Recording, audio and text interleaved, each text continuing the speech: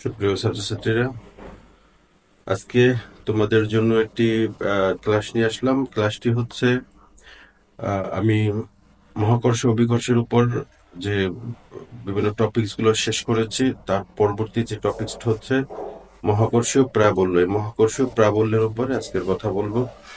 মহাকর্ষীয় প্রাবল্য কি জিনিস, এটা আমরা আগে একটু বুঝি। যে মহাকর্ষীয় প্রাবল্য হচ্ছে মহাকর্ষীয় ক্ষেত্র বুঝতে হবে। একটি প্রত্যেকটি বস্তু বা গ্রহ তার নির্দিষ্ট এরিয়ার মধ্যে একটা নির্দিষ্ট এরিয়া নিয়ে কাজ করে। ওই এরিয়ার মধ্যে অন্য কোনো গ্রহ বা কোনো বস্তুকে পাইলে সে আকর্ষণ করবে। তো এখানে মহাকর্ষীয় প্রাবল্য জিনিসটা হচ্ছে এই আকর্ষণ বলটা কেমন করবে তার উপর, সেটা মূলত বোঝায়। যে ধরো এখানে আমি একটি বস্তু রাখলাম, এখানে ঘরে একটা বস্তু রাখলাম। এই বস্তুটি তার চারদিকে একটি নির্দিষ্ট এরিয়ার মধ্যে কাজ করবে। এখানে যত যেভাবে বিভিন্ন এরিয়াতে বস্তু স্থাপন করা হোক না কেন, প্রত্যেকটা বস্তুকে আলাদা আলাদা ভাবে আকর্ষণ করবে। এইটার উপর বল হবে একরকম, এইটার উপর একরকম, এইটার উপর একরকম। এই দুইটা যদি সমান দূরত্বে হয় বা বস্তুর ভরের উপর অনেক সময় নির্ভর করবে, আবার যদি ভিন্ন দূরত্বে হয় তাহলে এক প্রকার বল হবে। এই জন্য এইটাকে বলা হয় মহাকর্ষীয় ক্ষেত্র। এই জিনিসটাকে বলা হয় মহাকর্ষীয় ক্ষেত্র।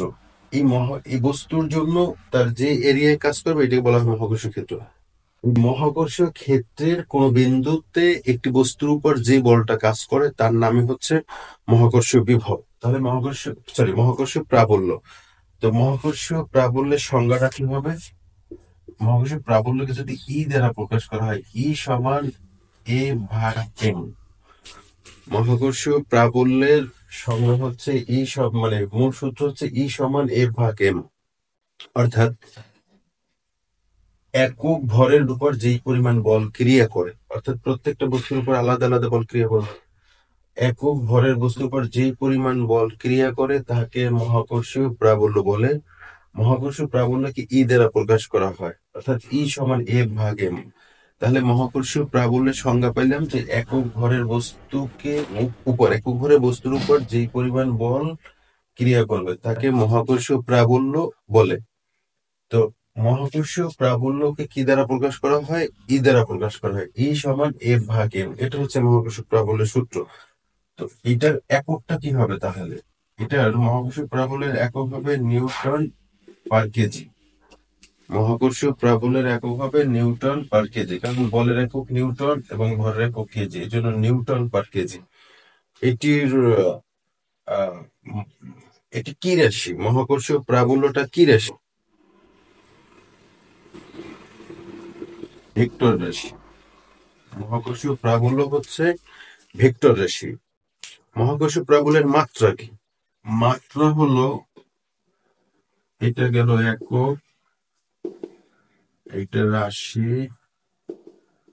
আর মহাকর্ষীয় প্রাবল্যের মাত্রা। মাত্রা হচ্ছে L ইনভার্স 2, যেটা আমরা অভিকর্ষ ত্বরণ বা ত্বরণের মাত্রা ধরি, এটাই হচ্ছে মহাকর্ষীয় প্রাবল্যের মাত্রা। তাহলে তোমরা এটা সিস্টেমেটিক্যালি সিরিয়ালি লিখে রাখতে পারো যে অভিকর্ষ ত্বরণ বা ত্বরণ এবং মহাকর্ষ প্রাবল্যের মাত্রা একই, সেটা হচ্ছে L ইনভার্স 2। তো এই হলো মোটামুটি মহাকর্ষ প্রাবল্য সম্পর্কে প্রাথমিক কথাবার্তা। এখন এইটার একটা বড় সূত্র হচ্ছে, আহ, যদি এরকম এম ভরের একটি বস্তু থেকে আর দূরত্বে কোন একক ভরে একটা বস্তু আমরা বিবেচনা করি, তাহলে এই দুইটার মধ্যে আকর্ষণ বলটা কিরকম ক্রিয়া করবে? আমরা নিউটনের সূত্র যদি বসাই তাহলে হয় G m × 1, মানে নিউটনের মূল সূত্র হচ্ছে G m ভাগ r²। এখানে স্মল এম এর মান বসাইলাম, আমরা যদি 1 কেজি বসাই তাহলে ভাগ দূরত্ব 4। তো সুতরাং এফ সমান G m ভাগ r², অর্থাৎ মহাকর্ষীয় প্রাবল্য দূরত্বের উপর নির্ভর করে। দূরত্ব যত বেশি হবে মহাকর্ষীয় আহ প্রাবল্য বা বিভবের মান তত কম থাকবে। এক্ষেত্রে আমরা এটাকে দ্বারা প্রকাশ করব, সমান G m/r²। এটি হচ্ছে মহাকর্ষীয় প্রাবল্যের সূত্র।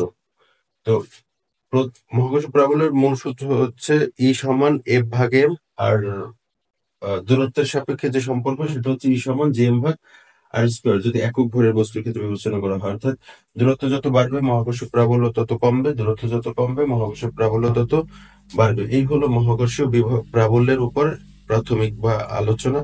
পরবর্তী ক্লাসগুলোয় আমরা গাণিতিক নিয়ে কথা বলবো। ধন্যবাদ সবাইকে।